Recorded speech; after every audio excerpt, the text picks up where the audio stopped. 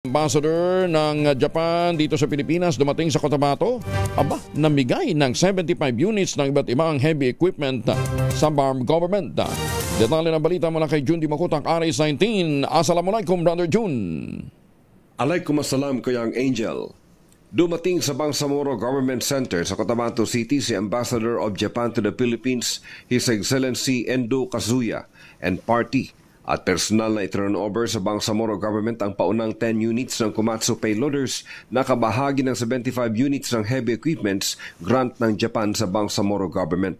In behalf of ICM Abdul Rauf Makakwa, pinangunahan ni Deputy Senior Minister Abdullah Dong Kusain ang formal na pagtanggap sa paunang equipments kasama sina MPW BARM Director General Danny Ong na siyang representative ni MPW Minister Architect Edguera at iba pang BARM officials na dumalo.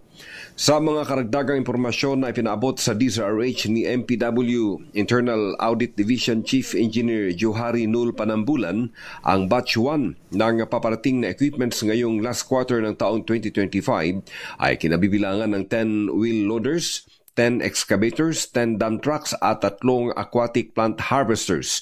Sa Batch 2 naman na nakaschedule ang dating sa susunod na taon ng 2026 ay ang 18 carrier trucks, 6 drilling machines, 6 mud pumps, 6 derricks at 6 high-pressure air compressors, a total of 75 units of heavy equipments na may kabuang halaga ng 543 million and 899,000 pesos.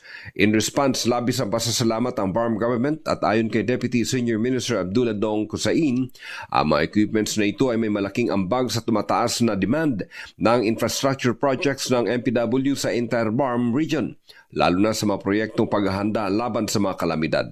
Nakatakda namang isegregate ang mga equipment sa 8 engineering districts ng BARM region. Mula sa Mindanao, RH19, Jun Dimakutak, DZRH, una sa Pilipinas, una sa Pilipino.